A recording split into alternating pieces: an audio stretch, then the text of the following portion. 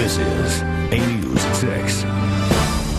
Good evening. The administration at Brescia University College is treading lightly around any references to women's footwear these days. This comes after the all-women's school was criticized for a new sign that pokes fun at high heels. Daryl Newcomb joins us live to tell us what the sign says and why there's debate over Brescia's decision to take it down. Daryl. Well, Dan, the sign is part of Brescia's new advertising campaign designed to boost enrollment by 20% over the next 5 years. The school admits it's a bold message geared towards young women, but never anticipated that some people would find it offensive. At its Sarnia Road entrance, Brescia's new sign shows a young graduate of the all-women's school next to the phrase, "Her mind is as sharp as her heels." But does this tongue-in-cheek reference to women in heels step over the line of good taste? Patrick Loria, a running shoe wearer, wrote a letter criticizing the sign.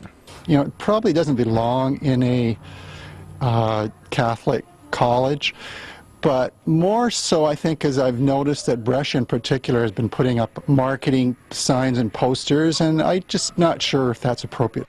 Brescia students are stepping into the debate, divided as to whether the sign perpetuates old attitudes about the school or shows that it's being progressive. It just kind of personifies, students that actually go to Brescia.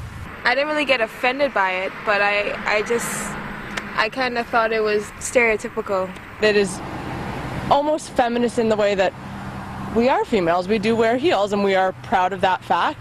But in light of several complaints, Brescia's principal, Dr. Colleen Hanich, has opted to change the sign earlier than originally planned. We didn't anticipate was a certain amount of negative feedback from some different sectors of the community who felt that the sign made light of what we were doing at Brescia and perhaps could actually be offensive.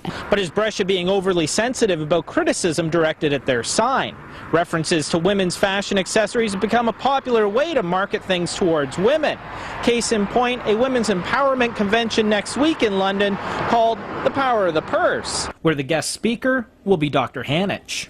We run the risk sometimes of taking ourselves too seriously, and we have to have a little bit of fun. The school will continue with what it calls a bold advertising campaign meant to boost enrollment.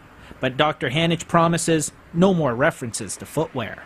Moving from this sign to another one might be seen as moving away from that boldness. Not at all. Rather, it's a recognition, I think, that this is something that had the potential of really dividing our community. Now, the school is currently in the process of selecting a new sign. No words yet as to what that's going to say, but they say the change will take place in the next little while. Dan. All right. Thanks a lot, Daryl Newcomb this evening.